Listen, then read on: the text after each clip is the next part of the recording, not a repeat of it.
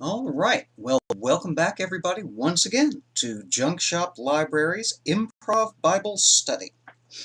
We begin today our exploration of the second book of Moses called Exodus. And without further ado than that, we will dive right in. Hit those thumbs ups. Now these are the names of the children of Israel, which came into Egypt. Every man and his household came with Jacob. Reuben, Simeon, Levi, and Judah, Issachar, Zebulun, and Benjamin, Dan and Naphtali, Gad, and Asher. And all the souls that came out of the loins of Jacob were 70 souls, for Joseph was in Egypt already. And Joseph died, and all his brethren, and all that generation. And the children of Israel were fruitful, and increased abundantly, and multiplied, and waxed exceeding mighty, and the land was filled with them. Now there arose up a new king over Egypt, which knew not Joseph. And he said unto his people, Behold, the people of the children of Israel are more and mightier than we. Come on, let us deal wisely with them, lest they multiply. And it come to pass that, when there falleth out any war, they join also unto our enemies, and fight against us, and so get them up out of the land. Therefore they did set over them taskmasters to afflict them with their burdens, and they built for Pharaoh treasure cities, Pithom and Ramses. But the more they afflicted them, the more they multiplied and grew, and they were grieved because of the children of Israel. And the Egyptians made the children of Israel to serve with rigor, and they made their lives bitter with hard bondage in mortar and in brick, and in all manner of service in the field. All their service, wherein they made them serve, was with rigor. And the king of Egypt spake unto the Hebrew midwives, of the which the name of one was Ziphrah, and the name of the other Puah. And he said, When ye do the office of a midwife to the Hebrew women, and see them upon the stools, if it be a son, then ye shall kill him, but if it be a daughter, then she shall live. But the midwives feared God, and did not as the king of Egypt commanded them, but saved the men children alive. And the king of Egypt called for the midwives, and said unto them, Why have ye done this thing, and have saved the men children alive? And the midwives said unto Pharaoh, Because the Hebrew women are not as the Egyptian women, for they are lively, and are delivered ere the midwives come in unto them. Therefore God dealt well with the midwives, and the people multiplied, and waxed very mighty. And it came to pass, because the midwives feared God, that he made them houses. And Pharaoh charged all his people, saying, Every son that is born ye shall cast into the river, and every daughter ye shall save alive. And that is Exodus chapter 1.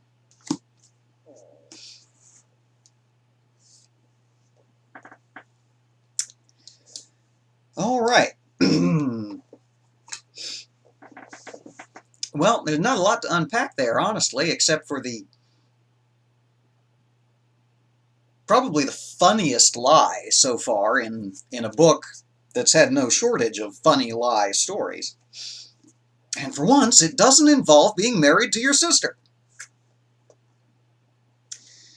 Pharaoh says the Hebrews are waxing too exceeding great, and he's afraid they'll take up with the side of the Assyrians or the whoever's if war breaks out. So he says we need to cut off this next generation so that we've got little girls and old men, and we won't have to worry about them in time of war.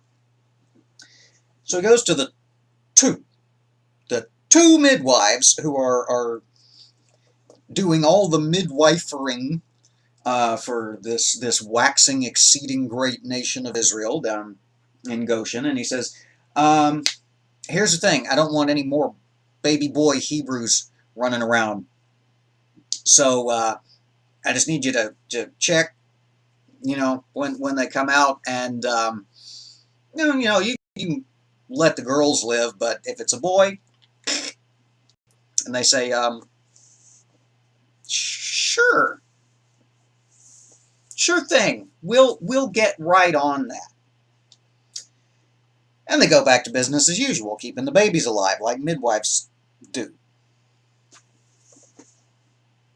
And word gets back to Pharaoh that these the numbers of the Hebrews are multiplying exceeding great all over the place, and they're multiplying exceeding great with just as many male children as before. And he calls back the midwives, Says, didn't I tell you? They say, word travels slow. See, so we're going about our day, and somebody comes running up to the door and says, "Oh, Ziphrah, oh Puah, we have need of a midwife down at the Jacobsons." And we hie ourselves down there, but lo and behold, Hebrew women are unlike Egyptian women.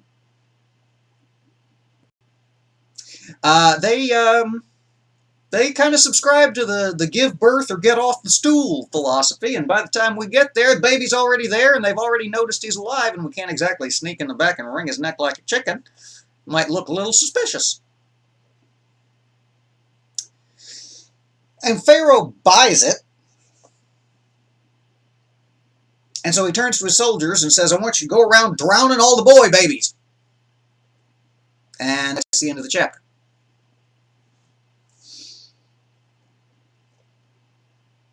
Now, those of you who have been with us here in the library for a while, or who have gone a-digging in the archives, know that Genesis was a little slow out of the gate to have started with the initiation of life, the universe, and everything. And it took us a while, really, to have anything interesting happen. Well, so far, we've got 2 declarations of genocide, an entire generation dying off, old Pharaoh dying, new Pharaoh rising to power, lion midwives, and that's in the first 22 verses of the second book of Moses called Exodus.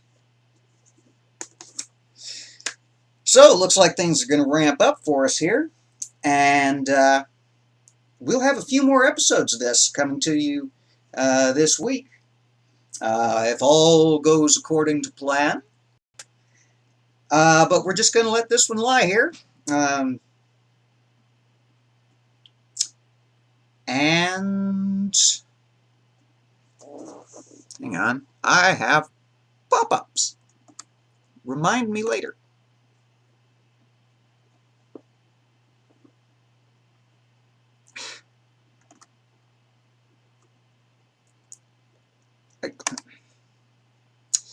Well, I'm sure that made for some fascinating television. All right, well, like I said, we're going to wrap this up, and we'll see you again here soon. Y'all take care. Make sure to subscribe over here, and if you need to go back to Genesis, I don't know why you'd want to, but if you missed anything, you should. Y'all take care, be safe, and we will see you again soon.